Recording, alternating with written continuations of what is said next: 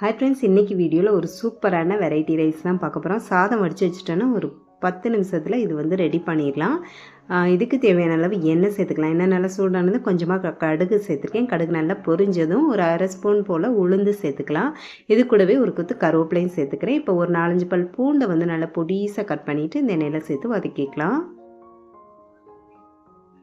பூண்டு வந்து ஓரளவு வதங்கினது. இது கூடவே ஒரு பெரிய சைஸ் வெங்காயத்தை நீளமாக கட் பண்ணி இதில் சேர்த்து வதக்கிக்கிறேன். வெங்காயம் வந்து ஓரளவு வதங்கட்டும்.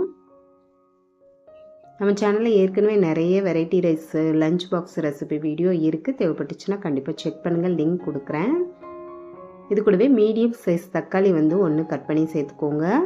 வெங்காயம் தக்காளி வந்து ஓரளவு நல்லா வதங்கட்டும். இப்போ வந்து மசாலாலாம் சேர்த்துக்கலாம். கொஞ்சமாக மஞ்சள்தூள், காரத்துக்கு ஏற்றாப்புல மிளகாய்த்தூள், கொஞ்சம் மல்லித்தூள் சேர்த்துருக்கேன்.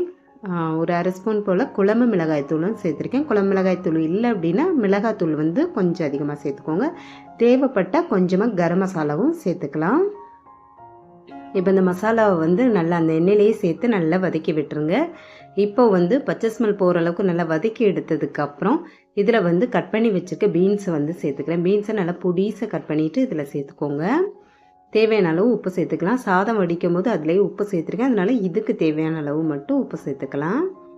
இப்போ நல்லா கலந்து விட்டுருங்க. கலந்து விட்டுட்டு பீன்ஸ் வேகிறதுக்காக லைட்டாக தண்ணி தெளிச்சுக்கலாம். தண்ணி வந்து கொஞ்சமாக மட்டும் சேர்த்துக்கோங்க. சேர்த்துட்டு நல்லா கலந்து விட்டுட்டு அடுப்பை சிம்மில் வச்சு மூடி போட்டு வச்சுலாம். பீன்ஸ் எல்லாமே நல்லா வேகட்டும். பீன்ஸ் சாப்பிடாத குழந்தைங்களுக்கு இந்த மாதிரி சாதம் ரெடி பண்ணி கொடுத்து பாருங்கள். சூப்பராக இருக்கும், சாப்பிட்றதுக்கு ரொம்பவே விரும்பி சாப்பிடுவாங்க. இப்போ நல்லா பீன்ஸ் எல்லாமே நல்லா வெந்திருக்கு. வடித்து வச்சுருக்க சாதத்தை வந்து இதில் சேர்த்துட்டு நல்லா கலந்து எடுத்துக்கலாம். இது வந்து நான் 3 பேர் சாப்பிட்ற அளவுக்கு செஞ்சுருக்கேன்.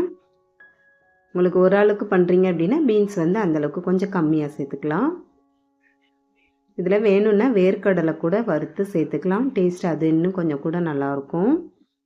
அவ்வளோதான், சூப்பரான பீன்ஸ் சாதம் வந்து ரெடி ஆயிடுச்சு. கண்டிப்பாக ட்ரை பண்ணி பாருங்கள். ரொம்பவே டேஸ்ட்டு சூப்பராக இருக்கும். ட்ரை பண்ணி பார்த்துட்டு மறக்காமல் எப்படி இருக்குன்னு கமெண்ட்டில் சொல்லுங்கள். வீடியோ பிடிச்சிருக்குன்னு நினைக்கிறேன். பிடிச்சிருந்தா லைக் பண்ணுங்கள். மறக்காமல் நம்ம சேனலையும் சப்ஸ்கிரைப் பண்ணி வச்சுக்கோங்க. நாளைக்கு இன்னொரு சூப்பரான வீடியோவில் பார்க்கலாம். Bye friends.